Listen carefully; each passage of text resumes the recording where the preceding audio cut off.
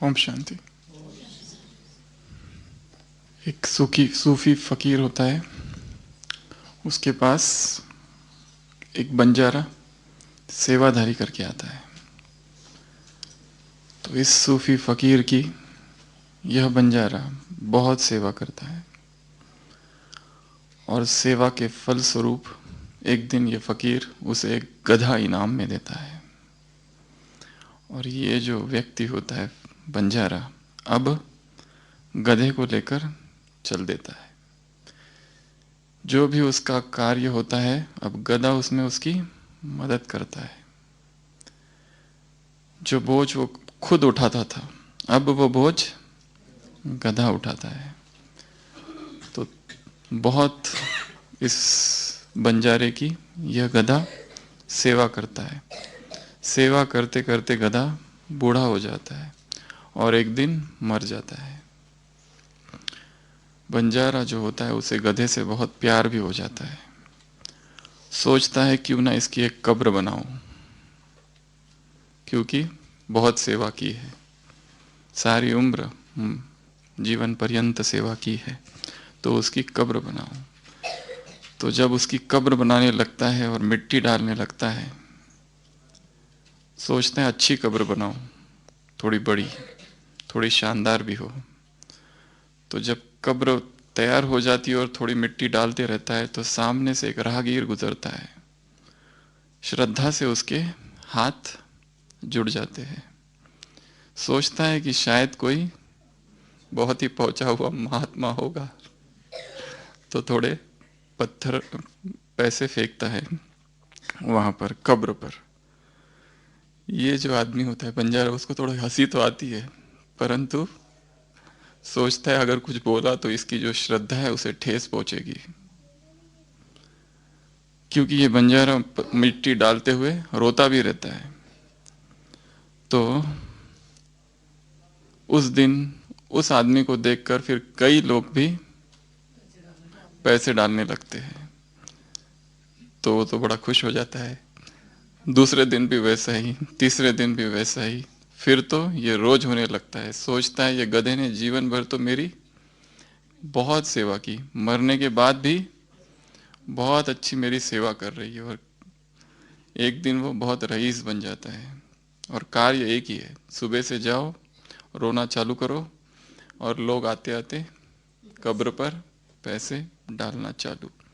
एक दिन उस गांव में वही फकीर आता है जिसने उसे ये गधा दिया होता है। तो फकीर को गांव वाले कहते हैं कि गांव में आए हो, उस कब्र पर जरूर जाना,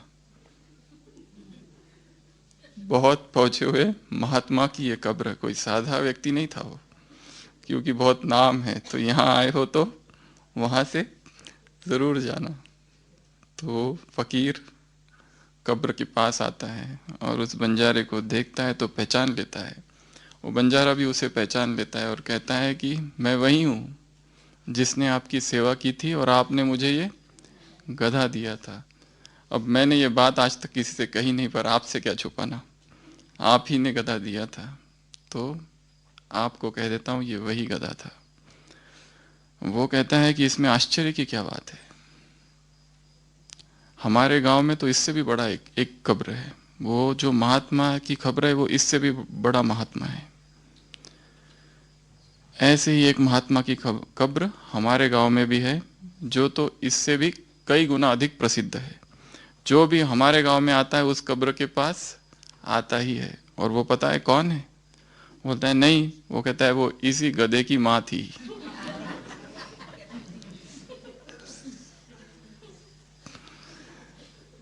संसार में परंपराएं, रूढ़िवाद, अंधविश्वास चलता ही रहता है, चलता ही रहता है। आज की मुरली में महावाक्य है, यथार्थ क्या और यादगार क्या। क्यों कर रहे हैं पता नहीं। भारतवर्ष में जितने त्योहार है, जितने पर्व है, उतने विश्व भर में और कहीं नहीं है। परंतु उनका रहस्य क्या है, वो किस चीज़ की यादगार है, वो क्यों मनाए जाते हैं और किस तरह मनाए जाते हैं, इसका किसी को कोई पता नहीं है। वो राज, वो रहस्य उद्घाटन केवल इस संगम युग पर ही होता है और स्वयं ऑलमाइटी ऑथोरिटी ही इन गोपनीय तथ्यों को खोल सकते हैं। ऐसा ही एक दूसरी एक कहानी है। यूके में मनोवैज्ञानिकों ने एक रिसर्च किया था। उस रिसर्च में 8 बंदरों को लिया गया। उन 8 बंदरों को एक कमरे में रखा गया। कमरे के बीच में एक सीढ़ी और सीढ़ी के ऊपर केले। जैसे ही कोई बंदर सीढ़ी पर चढ़कर केले की ओर जाने लगता है कि ठंडा पानी बाकी सारे बंदरों पर डाला जाता है। तो क्या हो गया कि जैसे ही कोई बंदर चढ़े, इतना जबरदस्त ठंडा पानी डाला गया जाता था सब बंदरों पर कि सारे बंदर मिलकर जो बंदर चढ़ रहा है उसको पकड़कर नीचे लाते थे और बहुत पीटते थे। तो इस तरह की वहाँ की दिनचर्या थी। फिर वहाँ के जो रिसर्च करने वाले थे उन्होंने एक नया बंदर डाला और पुराने बंदर को बाहर निकाला। नया जो बंदर आया उसने सोचा कि इतने अच्छे केले, पर कोई भी जाने की हिम्मत नहीं करता, कोई बोलता भी नहीं। वो सोचता है क्यों ना मैं चला जाऊं, और वो चढ़ता है और जैसे ही केले को टच करता है सारे बंदर उस पर भिड़ जाते हैं, उसको नीचे लाते हैं और बहुत पिटाई करते हैं उसकी, क्योंकि सब पर ठंडे पानी की बौछार होती है। तो वो चुप बैठ जाता है। फिर दूसरा बंदर, एक सेकंड बंदर को रिप्लेस किया जाता है, एक दूसरा नया बंदर को डाला जाता है। वो नया बंदर भी सोचता है इतने अच्छे केले, पर कोई खाता भी नहीं उसे, तो वो चढ़ के खाने लगता है। तो अभी जो पहला बंदर जो रिप्लेस होकर आया था, जिसे पता भी नहीं कि उसे क्यों मारा गया था, अब वो भी उसकी ओर लपकता है और उसको मारने के लिए पकड़कर। उसे ये पता नहीं क्यों, वो तो नया नया आया था। धीरे धीरे सारे ही बंदर रिप्लेस हो जाते। अभी 8 नए बंदर है। अभी पानी भी नहीं डाला जाता, केले वैसे ही है, पर कोई भी बंदर केलों की तरफ आंख भी नहीं उठाकर देखता। मनोवैज्ञानिकों ने कहा कि जो भी धर्म है, रिलीजन्स है, ट्रेडिशंस है, संस्कृति है, संसार में जो भी विश्वास है, इसी तथ्य पर आधारित है। क्यों हो रहे हैं, किसने चालू किए, कब चालू किए, उसकी सत्यता क्या है, वास्तविकता क्या है, ये कोई जानने की कोशिश नहीं करता। सब कर रहे हैं, इसके लिए हम भी कर रहे हैं। यह मानसिकता वहां आ जाती है। तो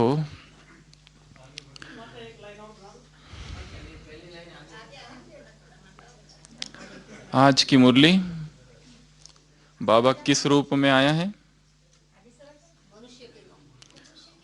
मनुष्य के रूप में आया है। बाबा मनुष्य के रूप में आया है।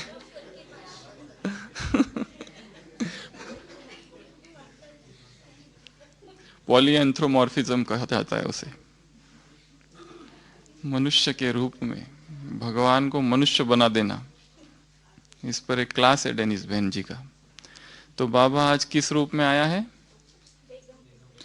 बेगमपुर के बादशाह के रूप में आया है। और किसके रूप में आया? विश्व के मालिक के रूप में आया है। और किसके रूप में आया है? गोपी वल्लभ के रूप में आया है। और क्या करने आया है? होली खेलने आया है, होली मनाने आया है, होली की मुबारक देने आया है। पर किसको? सभी को होली की मुबारक नहीं, जिन्होंने क्या कर दिया उनको होली की मुबारक देने आया है। जो बाप के हो गए, 13 वर्ष पूरे हुए, तेरा हूं की धुन में जो है, किसकी धुन में है? तेरा हूं की धुन में जो है, उनसे मिलने आया है। बाप का हूँ इस श्रेष्ठ संकल्प में जो है, वरदान में है आज, उनसे मिलने आया है। किन से मिलने आया है? जो थे पहले बालक और अब क्या बन गए हैं? मालिक। किसके मालिक? विश्व के मालिक। किसके मालिक बन गए? त्रिलोक के मालिक, त्रैलोकी के मालिक। बेगमपुर मूल वतन, बेगमपुर संगम युग और बेगमपुर सतयुग स्वर्ग, तीनों के ही जो मालिक बन गए, जो थे पहले बालक, ऐसे बच्चों को, ऐसे मालिकों को मिलने कौन सा मालिक आया है? बेगमपुर का बादशाह आया है। होली मनाने आया है, होली के राज समझाने आया है। होली क्यों मनाई जाती है, ये होली के क्या क्या यादगार है, होली के क्या क्या रहस्य है, सच्ची होली किसे कहते हैं, यह बताने आया है। कब आया है? कितने साल हो गए आकर उसको? नहीं, ये मुरली कब आया है? 13 साल हो गए ये मुरली को।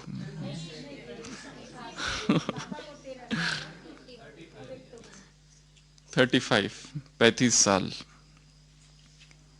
81 की मुरली है। तो बेगमपुर का बादशाह, बालक सो मालिक, बच्चों को मिलने आया है और होली की मुबारक दे रहा है। किन बच्चों को होली की मुबारक दे रहा है? जो बाप के हो गए, जिन्होंने क्या कर दिया, और पास्ट को क्या कर दिया? पास्ट को पास्ट कर दिया, बीती को बीती कर दिया। जिन्होंने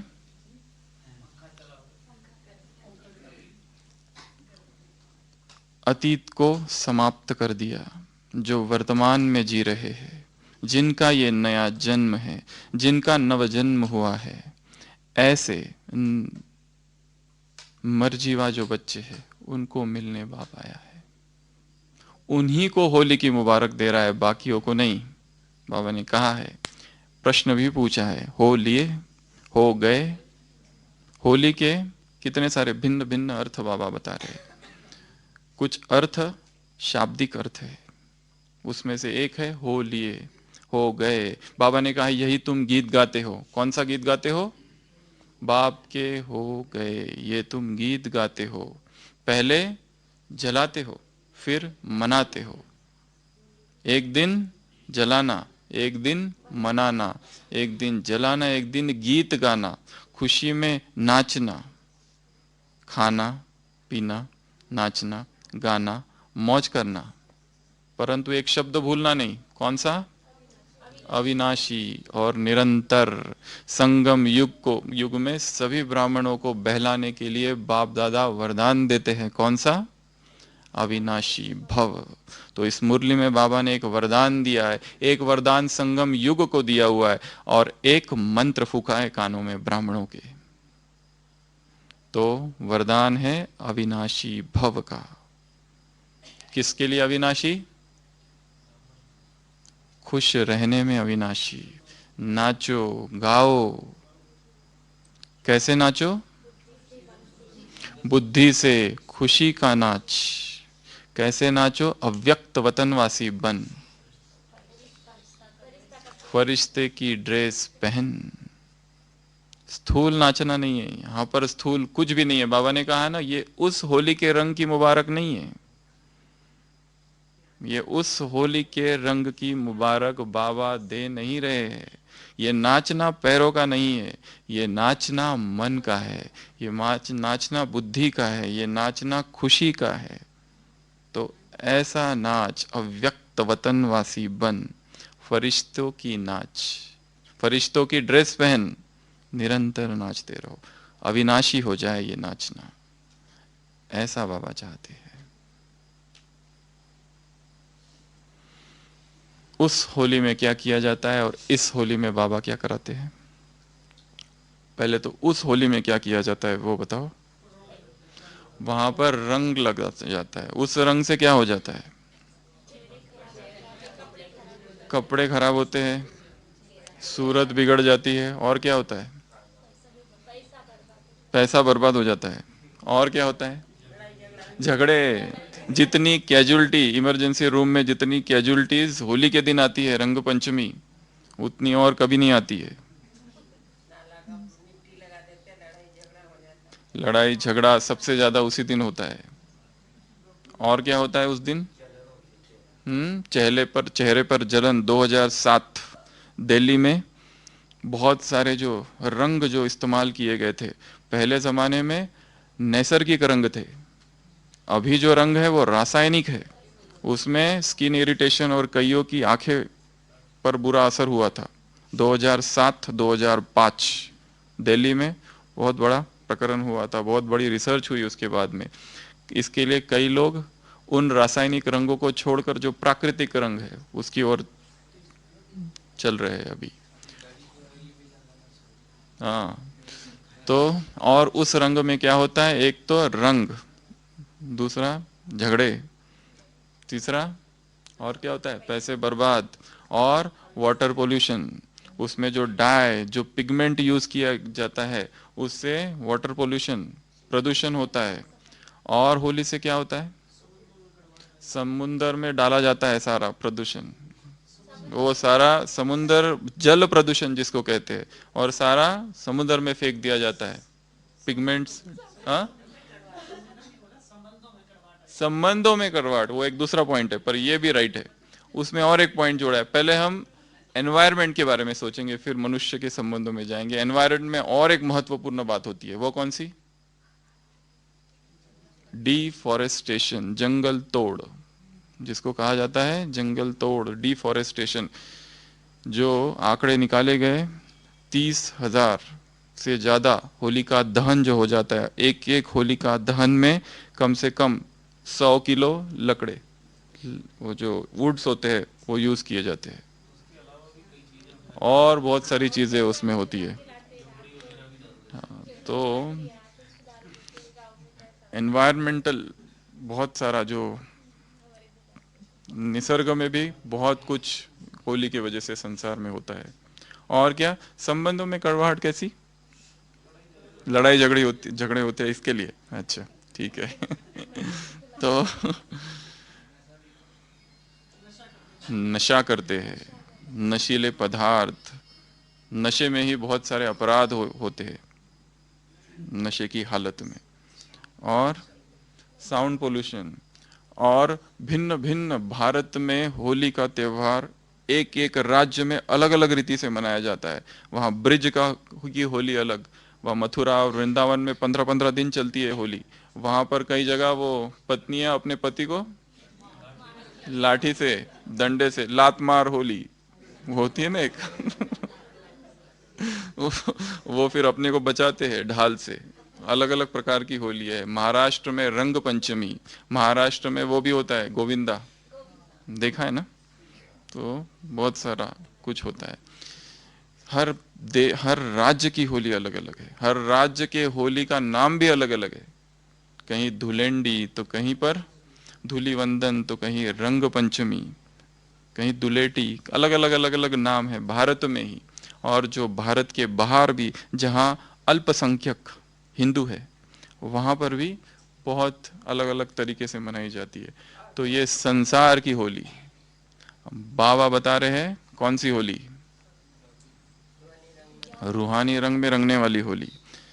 ज्ञान के राज क्या है होली में, वो बाबा राज बता रहे हैं। तो वहां पर ये जो रंग है यहाँ का, वो रंग कैसा है? यहाँ का रंग कैसा है? यहाँ का रंग कैसा है? आज की मुरली से श्रेष्ठ रंग है और प्रिय रंग है। वहां पर तो सब कुछ बिगड़ जाता है। यहाँ पर जिसको तुम ये रंग लगाते हो, वो क्या कहते हैं? और लगाओ, सदा लगाओ।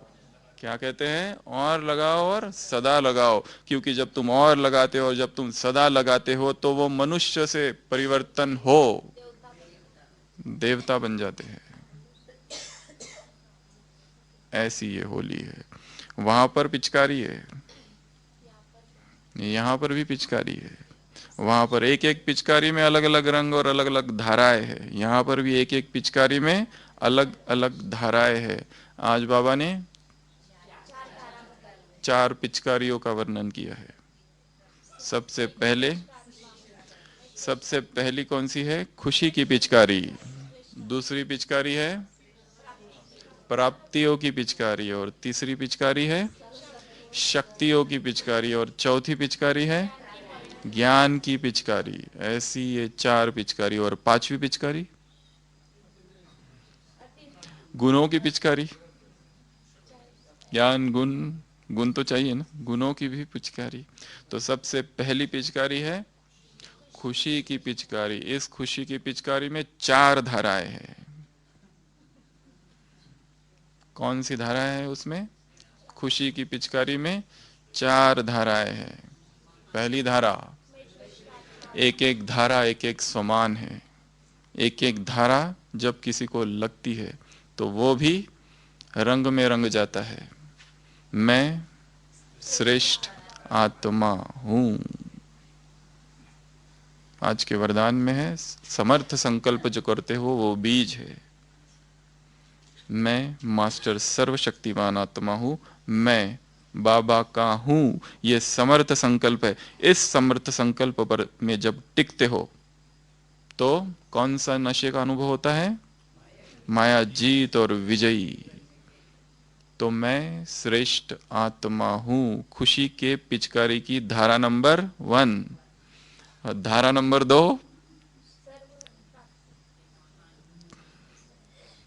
धारा नंबर 2, विठल भाई, धारा नंबर 2, धारा नंबर 2, विश्व का जो मालिक है उसका बालक। ये धारा नंबर 2। धारा नंबर 3, ऊंच ते ऊंच बाप के श्रेष्ठ मंच में पार्ट बजाने वाली हीरो एक्टर या हीरो पार्टधारी कहो। चौथी धारा, सृष्टि के आदि मध्य अंत की नॉलेजफुल आत्मा हूं। 4 धाराएं बाबा ने बताई है। 4 धाराएं अर्थात 4 समान, 4 धाराएं अर्थात 4 श्रेष्ठ संकल्प। 4 श्रेष्ठ संकल्प जो कि व्यर्थ को समाप्त करेंगे। इसकी फ्रीडम है। यहाँ पर आगे बाबा ने एक जगह कहा है, फ्रीडम मनाते हो ना यहाँ पर, तो ये फ्रीडम है। तो मैं श्रेष्ठ आत्मा हूं, महान आत्मा हूं, जहान का नूर हूं, इस जगत का आधार हूं, अपने श्रेष्ठ समान में रहना, ये धारा है, खुशी की धारा है। यही खुशी को लाएगा, क्योंकि संसार की आत्माओं के पास संकल्प ही नहीं है, दुखों के संकल्प है। बाबा ने कहा ना आज, दुख की छाया, दुख का हाहाकार, दुख का अनुभव, दुख सुख के साधन भी दुख के साधन अनुभव हो रहे हैं।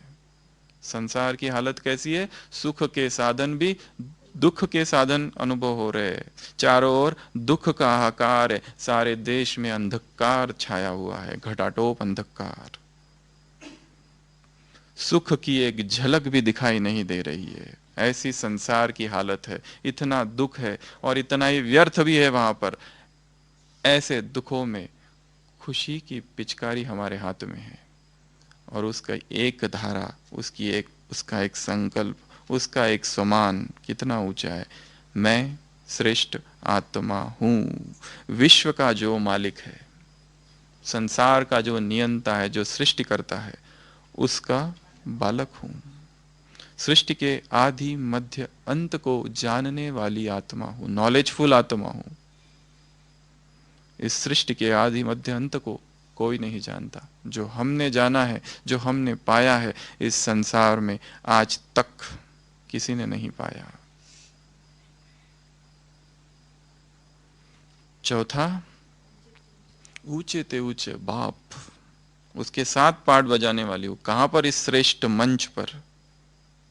जब हमारी जीवन कहानी लिखी जाएगी तो उसमें किसका नाम होगा? जीवन के उस मोड़ पर कौन मिल गया साथी? महान आत्माएं अपनी जीवन कहानी लिखते हैं या उनकी जीवन कहानी दूसरे लिखते हैं। तो जब हमारी लिखी जाएगी तो हमारी किताब में किसका वर्णन होगा कि इनके साथ इस तारीख को इस समय स्वयं भगवान इनका साथी बन गया। अब इनके आगे की जो जीवन है, अब तक जो था जीवन वो दूसरा था, अब आगे का जीवन भगवान के साथ इनका जीवन है। ऐसी हम महान आत्माएं हैं। तो खुशी की पिचकारी। दूसरी है प्राप्तियों की पिचकारी। प्राप्तियां तो बहुत है, 7 तारीख की मुरली में बाबा ने कहा है ना, प्राप्तियों की लिस्ट निकालो। प्राप्तियां, दिव्य प्राप्तियां है तुम्हारे पास। यहाँ 2 प्राप्तियों का वर्णन आज बाबा ने किया है। एक तो अति इंद्रिय सुख। हिंदी शब्दकोश में अतीन्द्रिय शब्द का अर्थ दिया हुआ है वह सुख जो इंद्रियों की सहायता के बगैर प्राप्त किया जाता है। वो हमारा जो सुख है वो इंद्रियों का सुख नहीं है, इंद्रिय सुख नहीं है, सेंसेस का सुख नहीं है, परंतु इन इंद्रियों से परे चेतना का जो सुख है वह हमारा सुख है। उस सुख को हमने पाया है जो सुपर सेंशुअस हैप्पीनेस और ब्लिस कहा जाता है, जिसे वो हमारी दिव्य प्राप्ति है। एक दूसरी आज की मुरली से पढ़ी है मुरली। पहले तो वो लोग हाथ खड़ा करो जिन्होंने मुरली पढ़ी है। सुनी नहीं, पढ़ी। जिन्होंने 2 बार पढ़ी है वो अब हाथ खड़ा करो। अब जिन्होंने 3 बार पढ़ी है वो हाथ खड़ा करो। तो दूसरी प्राप्ति कौन सी है? मिलन की प्राप्ति या रूहानी प्रेम की प्राप्ति। आत्मा परमात्मा के मिलन की, के रूहानी प्रेम की प्राप्ति। तो ये मिलन, ये रूहानी प्रेम, भगवान का प्यार प्राप्त हो जाना कितनी बड़ी प्राप्ति है। भक्तों को प्राप्त नहीं है, वो भगवान से प्रेम करते हैं, परंतु परमात्मा जिनसे प्रेम करता है, भगवान के मुख पर बार बार जिनका नाम आते रहता है, ये प्राप्ति नहीं है तो और क्या है। तो ये 2 प्राप्तियों का गायन बाबा ने आज किया है। तीसरी पिचकारी कौन सी है? शक्तियों की पिचकारी। इसके लिए क्या कहा बाबा ने कि कुछ कहा ही नहीं। कहा है वरदान में, कहा ना, मैं मास्टर सर्वशक्तिवान हूं। ये संकल्प है, ये श्रेष्ठ संकल्प है, ये बीज है, इससे ही विजयी और मायाजीत बनोगे। तो शक्तियों की प्राप्ति। उसके बाद कौन सी पिचकारी है? चौथी, ज्ञान की पिचकारी। ज्ञान के गुह्य पॉइंट्स। हमारे पास ज्ञान की पिचकारी है। इस पिचकारी से हम जिसे चाहे उसे जब चाहे तब ज्ञानी बना सकते हैं, रंग में रंग सकते हैं। तो इन 4 पिचकारियों का बाबा ने आज वर्णन किया है। गोपी वल्लभ की हम सब कौन है? गोप गोपियाए। तो एक दिन होली नहीं मनाते हैं बाबा। कितने दिन मनाते हैं? रोज। हर दिन क्या है यहाँ पर? होली डे। हर दिन होली डे है। अवकाश सतयुग में होगा हॉलीडे, छुट्टी वहां होगी। यहाँ क्या है? बाबा ने कहा होली डे। हर दिन, हर दिन हमारा कितना श्रेष्ठ है। हर दिन पवित्र बनने का ये युग है। होली का एक अर्थ पवित्रता भी है, जो आज की मुरली में बाबा ने नहीं कहा, परंतु वरदान में फिर भी कह दिया। होली का जो एक अर्थ है पवित्र बनना। एक होली के 2 शाब्दिक अर्थ जो बाबा कहते हैं, एक तो पवित्र बनना और दूसरा हो जाना, बन जाना। केवल एक के बन जाना। जब एक के बन गए तो कोई ऐरा गैरा नत्थु खैरा उसका स्थान नहीं ले सकता। टॉम डिक एंड हैरी जिसको अंग्रेजी में कहते हैं, केवल एक वही, उसका स्थान कोई नहीं ले सकता। इंग्लिश में किसी ने कहा है, if you give to God second place in life you give him no place. अगर आप परमात्मा को अपने जीवन में दूसरे स्थान पर रखते हो तो उसे कोई भी स्थान नहीं देते हो। बाबा को कौन सा स्थान पसंद है? मुझे कहाँ रखो? दिल तख्त पर रखो। मास्टर सर्वशक्तिवान कौन है? जिन्होंने बाप को अपने दिल तख्त पर रखा है, दिलाराम को, वो मास्टर सर्वशक्तिवान है। ये बाबा ने परिभाषा दी है। तो दूसरा अर्थ था हो गए, और पहला अर्थ है पवित्रता, जिसके लिए बाबा ने स्लोगन में क्या कहा आज? ब्राह्मण सच्चे कौन है? चेहरे से और सूरत से, प्यूरिटी और रॉयल्टी का अनुभव, कि प्यूरिटी की पर्सनैलिटी और रॉयल्टी का अनुभव। और सच्चे ब्राह्मण कौन है संतोष भाई, आज की मुरली से दूसरी परिभाषा सच्चे ब्राह्मण की? जो याद और सेवा में सदा तत्पर है।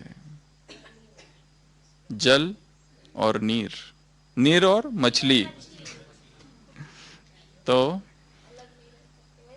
हॉलिडे के बारे में बात चल रही थी। हॉलिडे अर्थात कौन सा हॉलिडे? हर दिन यहाँ पर होली डे है, परंतु जो मेहनत कर रहे हो वो मेहनत किसका अनुभव कराते हैं? मोहब्बत का या हॉलिडे का? संगम युग पर जो मेहनत है वही क्या है? हॉलिडे भी है। मोहब्बत तो है ही, वो मोहब्बत ही हॉलिडे का अनुभव कराता है।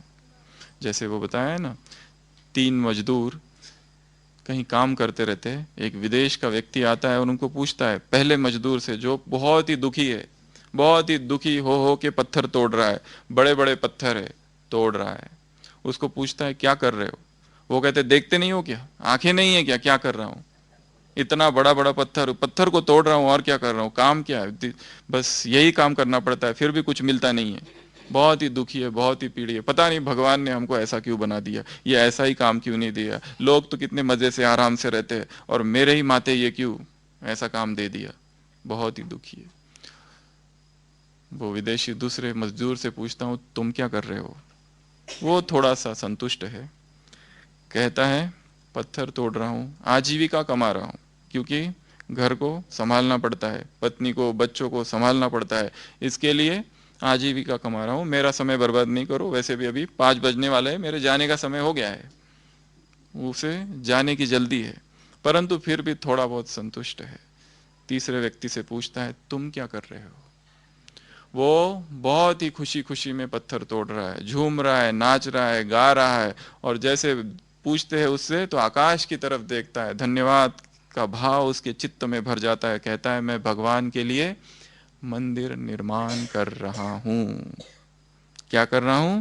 भगवान का मंदिर बना रहा हूं। ये कहानी भारत में भी सुनाई जाती है, विदेश में भी सुनाई जाती है। जब विदेश में सुनाई जाती है तो कहते हैं चर्च, भारत में मंदिर। प्रसिद्ध कहानी है काफी।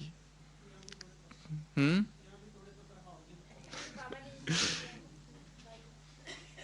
कहानी को समझाने वाले समझाते हैं, the purpose of the work modifies the attitude. कार्य का उद्देश्य क्या है, वो हमारी जो वृत्ति है उसको परिवर्तन करता है। कार्य का जो पर्पस है, क्यों किया जा रहा है, वो जो भाव है वो जितना श्रेष्ठ होगा, यज्ञ है, यज्ञ सेवा है, हमारी सेवा है, हमारा काम है। बाबा ने दृश्य देखा ना ऊपर से, कौन सा दृश्य देखा? कौन पत्थर उठा रहे थे? कौन पत्थर उठा रहे थे? कितना आश्चर्यजनक दृश्य है, जिनकी भक्त मंदिरों में पूजा कर रहे हैं, भक्त जिनकी मंदिरों में पूजा कर रहे हैं वह पत्थर उठा रहे हैं। प्रकृति भी जिनकी दासी है वह पत्थर उठा रहे हैं। स्वयं भगवान, इस सृष्टि का नियंता, इस वसुंधरा का मालिक, जिनकी माला सुमिरन करते हैं वह पत्थर उठा रहे हैं। कितना बड़ा आश्चर्य लगा होगा। तो बाबा ने ये अद्भुत सा दृश्य देखा, कितनी खुशी हुई होगी उसको। और क्या भाव है? यज्ञ सेवा है, हमारा कार्य है, घर का कार्य है। यह श्रेष्ठ भाव है। जिन्होंने पत्थर उठाए, एक एक पत्थर 1000 गुना वृद्धि को प्राप्त होकर क्या बन गए। सोचो, एक भाई पत्थर उठा रहा है, अब सोचो उस पत्थर से 1000 गुना हीरे मोती बन गए। दृश्य लाओ, विजुअलाइजेशन होता है ना। पत्थर से हीरे मोती बन गए। अब हीरे मोती उड़े और कहाँ गए, महल में। और भाई क्या कर रहा है नहीं, महल में क्या कर रहा है, महल में बैठा है। महल बनाने नहीं पड़ेंगे, बाबा ने कहा है। बने बनाए या सजे सजाए, बने बनाए भी और सजे सजाए भी। नहीं, सजे सजाए, क्योंकि साकार मुरलियों में आया है तुम्हें ही बनाने पड़ेंगे तो सजावट, जो जो इस यज्ञ की थोड़ी भी सेवा करेगा परंतु दिल से करेगा, अपना समझकर करेगा, ऊपर ऊपर की नहीं, दिखावे वाली नहीं, झूठ झूठ नहीं, ऊपर से केवल हाथ फिराने वाली नहीं। जो झूठ झूठ करेगा, बाप भी ऊपर से झूठा झूठा हाथ फिरा देगा। फिर जो दिल से करेगा, ये सौदा दिल का है। और जो नहीं करेगा, मुझ गॉड का गवर्नमेंट में राइट हैंड, कल की मुरली याद है ना, मुझ गॉड के गवर्नमेंट का राइट हैंड धर्मराज है,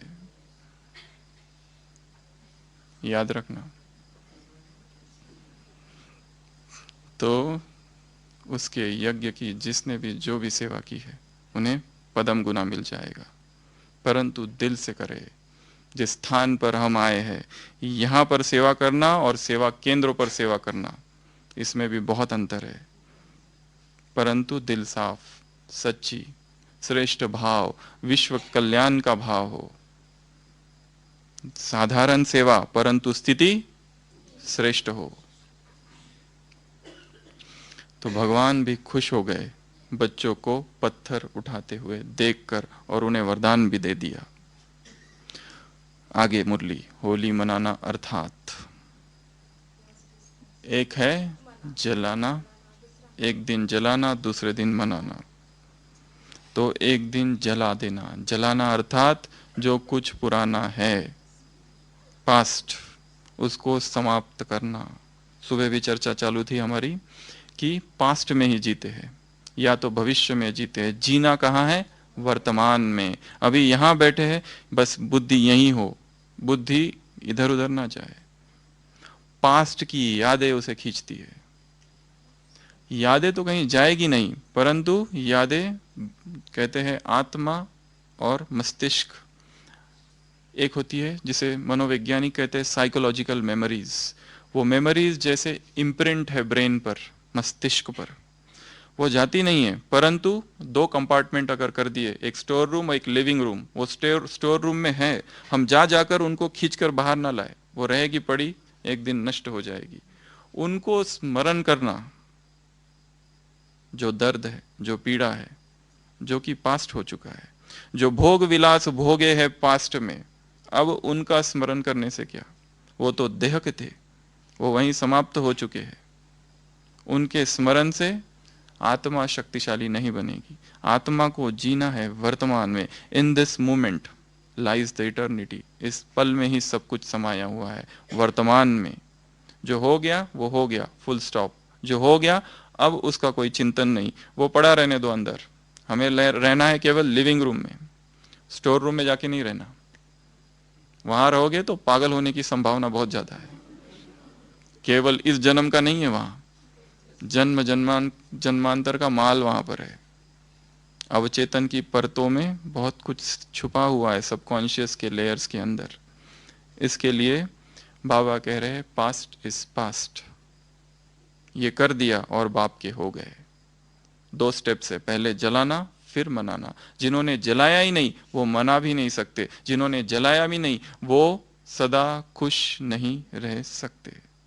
कोई ना कोई दुख आएगा, दुख के छींटे, दुख की छाया, दुख की परछाई, दुख के बादल, दुख का प्रभाव, दुख की आंधी, दुख के धुआं, कुछ ना कुछ तो आएगा, कभी ना कभी तो आएगा। जलाया नहीं है, संपूर्ण जला देना है। वो रहे तो रहे, पर उसको जला दिए, हम अपनी तरफ से पूरा जला दे। जा जाकर उसको याद नहीं करना है। उसके लिए निरंतर बुद्धि में ज्ञान के होने की आवश्यकता है। बिना ज्ञान के उसे नष्ट नहीं किया जा सकता है। बुद्धि में निरंतर ज्ञान हो, आकंठ भरा हुआ ज्ञान, इतना भर जाए कि वो अब स्वतः ही निकलने लगे, स्वस्फुरन से निकलने लगे। इतना ज्ञान को बुद्धि में भर दो, और परमात्मा प्रेम को। आगे आगे बाबा क्या कह रहे हैं? यादगार को याद किया बाबा ने, दो यादगार। क्या कहते हैं? स्वांग। एक स्वांग को याद किया जो मुखौटा पहनते हैं देवी देवताओं का, और यहाँ पर क्या दिखाते हैं? लाइट। तो जब तुम्हारी ज्योति यहाँ जगती है, जब मस्तिष्क पर प्रकाश यहाँ चमकता है, आत्मा चमकती है, उसी का यादगार वो लोग बनाते। ये तुम्हारा ही अनुभव है। यहीं बाबा ने कहा यथार्थ क्या और यादगार क्या। एक दूसरा भी यादगार बताया, वो तो जबरदस्त है। देखा है किसी ने वो यादगार? किसने किसने देखा है? महामूर्खों की सम्मेलन बहुत जगह होता है। महामूर्ख सम्मेलन, एक मूर्ख दिवस भी होता है। एक मूर्ख दिवस, फिर महामूर्ख सम्मेलन, जिसमें व्यंग कविताएं होती है, बहुत सारी हास्य कविता, हास्य रस होता है उसमें। एक एक कवि आकर अपनी कविताएं वहां पर सुनाता है। इस तरह के हास्य उसमें एक राजा और एक रानी, एक दूल्हा दुल्हन ऐसे बनते हैं, और जो दुल्हन होती है वो पुरुष बनता है, दूल्हा जो होता है वो स्त्री होती है, वो बनते हैं। ये उसकी विशेषता होती है। महामूर्ख सम्मेलन। तो बाबा ने कहा ये किसका यादगार है? जो बाप को नहीं जानते। अवजानंती माम मुड़ा, गीता में है, जब मैं आता हूं मूर्ख मेरा उपहास करते हैं। अवजानंती, वो मुझे जानते नहीं है, दे डू नॉट नो मी, और मेरा परिहास करते, उपहास करते, निंदा करते, हंसते मुझ पर। आप कहते हो बाप आया है, वो कहते हैं हो नहीं सकता। बाप कहते हैं मुझे जानो, वो कहते हैं बाप है ही नहीं। नास्तिक, नास्तिकवाद संसार में बहुत फैला हुआ है। नास्तिकवाद बहुत समय पहले, 100-150 वर्ष पहले विदेश में एक विचारक हुआ था, फ्रेडरिच नीत्शे, जिसने घोषणा उस समय कर दी थी, जो कि संपूर्ण क्राइस्ट का विरोधी था, एंटी क्रिश्चियन। उसने घोषणा की थी परमात्मा मर चुका है, गॉड इज डेड। वो समय था विज्ञान के बाल्यावस्था का, क्योंकि विज्ञान की जो जो खोजें हो रही थी सब क्रिश्चियनिटी के विरोध में जा रही थी। उसने अपने जीवन में अंतिम सांस तक विरोध किया, इतना विरोध किया क्राइस्ट का कि धीरे धीरे वो अपने सिग्नेचर भी एंटी क्राइस्ट लिखने लगा। इतना उसके सबकॉन्शियस में वो चला गया। तो संसार नास्तिकता से भरा हुआ है, परंतु उस नास्तिकता में भी आस्तिकता कहीं ना कहीं छिपी हुई है, क्योंकि ऐसा कोई व्यक्ति हो ही नहीं सकता कि जो संपूर्ण नास्तिक है। कहीं ना कहीं चेतना में परमात्मा प्रेम छिपा हुआ है। बाबा कह रहे हैं कि ये भी तुम्हारा ही यादगार है। बाप को न जानना, बाप को न समझना, ये महामूर्ख कहा। अब उनको क्या कहेंगे जिन्होंने बाप को जाना, समझा, माना, बाप के बन गए, परंतु वो नहीं किया जो उसने कहा। अब उसमें कितने महा जोड़ने पड़ेंगे? कितने महा जोड़ने पड़ेंगे? बाबा ने उनके लिए महान कहा, महामूर्ख कहा जो बाप को नहीं जानते। अब जिन्होंने जान लिया, मान लिया, पहचान लिया, समझ लिया, न्योछावर कर दिया, और उसके बाद भी संसार खींच रहा है, संसार की आसक्ति, वासनाएं, यादें, भोग विलासिता का वो जीवन, त्याग और तपस्या जीवन में नहीं आई है, परम वैराग्य का आविर्भाव नहीं हुआ है हृदय में, उनको क्या कहा जाएगा?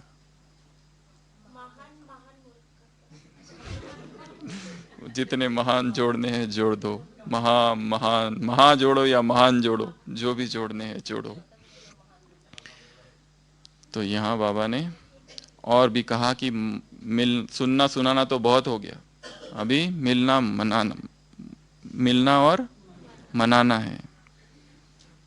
तेरा हूँ, तेरा हूँ, इसी धुन में रहने के लिए बाबा ने कहा, और फिर खुशी की बात की, और यहाँ पर इस मुरली को समाप्त किया। उसके बाद में पार्टियों से बाबा मिले, कहाँ कहाँ मिले बाबा? भारतवासियों से भी मिले, तो अफ्रीका से भी मिले, तो अमेरिका से मिले, और सैन फ्रांसिस्को। ये 4 ग्रुप से बाबा मिले। वो हम तो श्रेष्ठ संकल्प में स्थित हो जाना है। मैं एक श्रेष्ठ आत्मा हूँ, जो 4 धाराएं बताई है, एक एक मिनट के लिए उन एक एक करके 4 धाराओं में स्थित होना। पहला ग्रुप अमेरिका। क्या कहा बाबा ने? एक एक रत्न अनेकों के कल्याण के निमित्त है।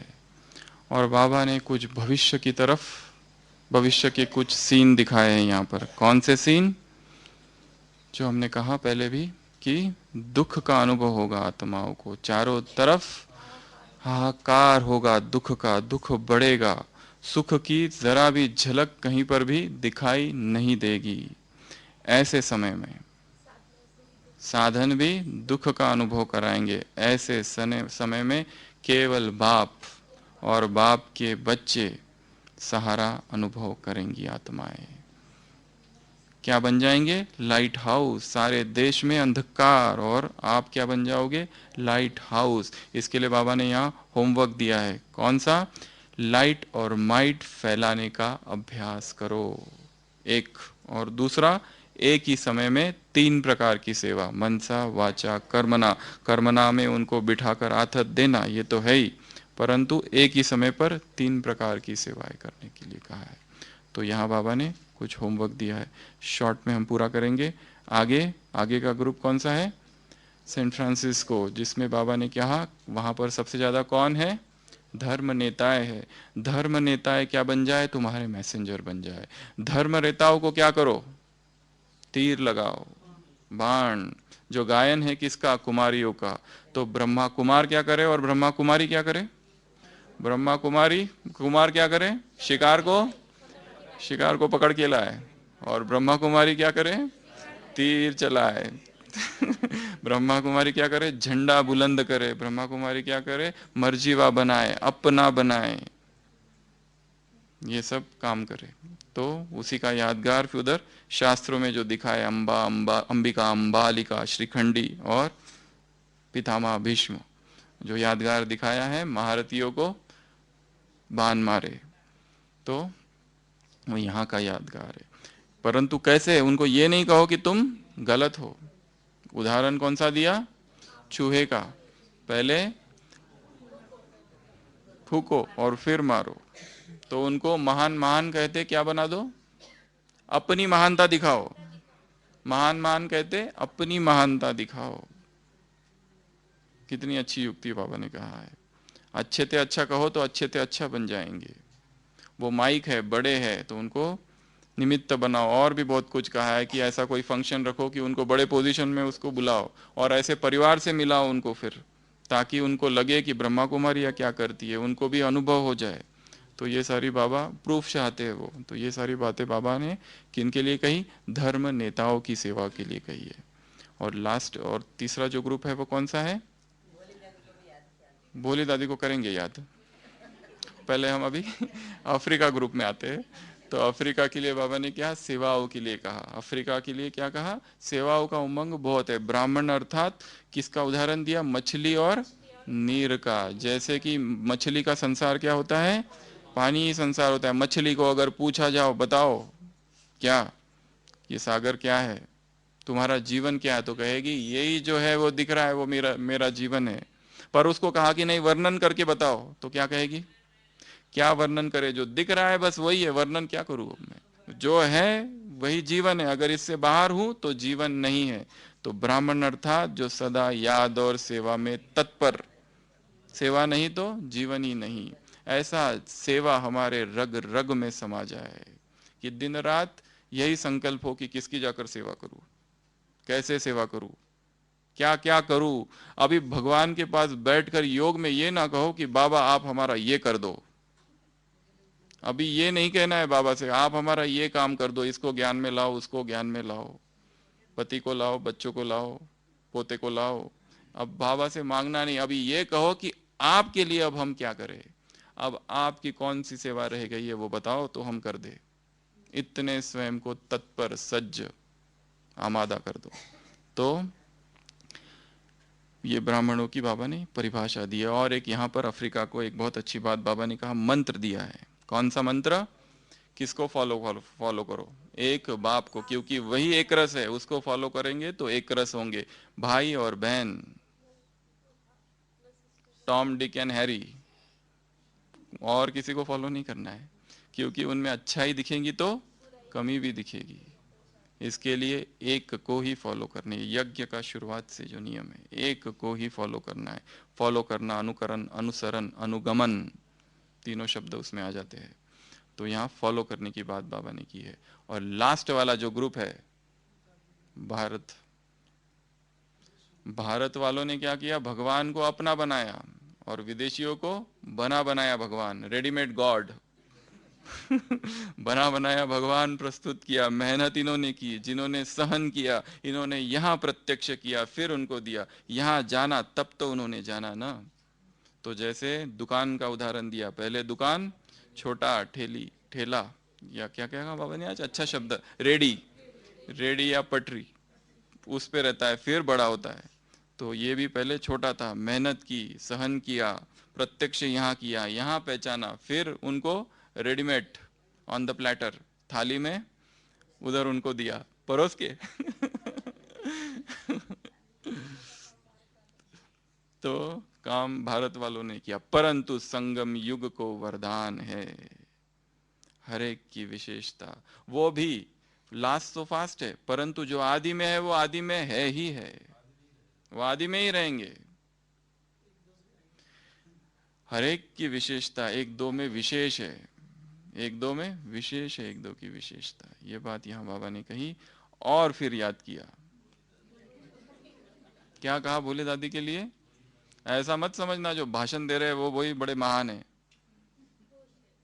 यहाँ भाषण देने से कोई मतलब नहीं है, यहाँ भाव क्या है। बुद्ध को किसी ने कहा था कि तुमने अपने जैसे कितने बुद्ध बना लिए? वो कहता है बहुत है, परंतु अंतर केवल है वो कह नहीं सकते, मैं कहता हूँ, बाकी वो मेरे से महान ही है सब। और मेरे से शायद आगे भी होगी। तो यहाँ बाबा ने कहा, अगर वो भी ना हो तो काम नहीं चलेगा। हरेक का महत्व है इस यज्ञ में। ऐसा कोई नहीं सोच सकता कि ये सेवा ज़्यादा बड़ी है और ये सेवा कम।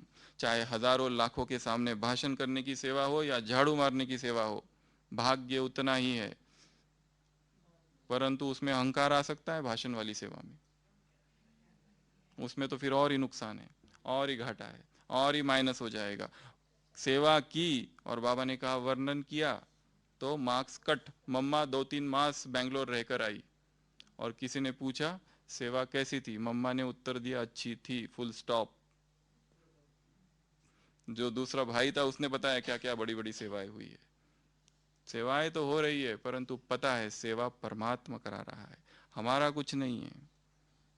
इसके लिए हम केवल निमित्त मात्र है। जैसे वो नल, नल भव, सुदेश बहन उस दिन कह रही थी ना, नल जो होता है ऊपर पानी है टंकी में, बीच में नल, नीचे पीने वाला है। अभी नल को अगर अहंकार आ जाए कि मैं पानी ला रहा हूं, तुमने क्या किया? पानी तो ऊपर है, तुम तो केवल एक चैनल मात्र हो, निमित्त मात्र। भगवान चाहे तो किसी को भी निमित्त बना सकता है। उस दिन हम बता रहे थे, मोहम्मद रफ़ी को किसी ने बहुत तारीफ उसकी कर रहे, तो उन्होंने बहुत अच्छी बात कही थी।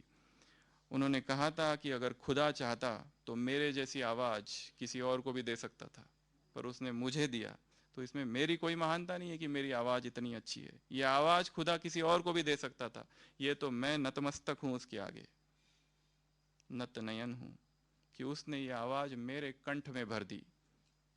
ये तो किसी भगवान को अपना कार्य कराना है तो किसी के थ्रू करा सकता है, पर जिन आत्माओं को वो निमित्त बनाता है वो फिर वो भाग्यवान भी है।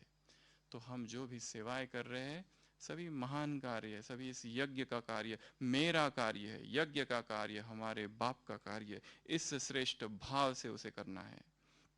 तो चाहे कोई भी सेवा हो, भाषण देने की सेवा हो या झाड़ू मारने की सेवा हो, वही आनंद उसमें आ जाए, वह श्रेष्ठता है, वह मानता है। अच्छा, ऐसे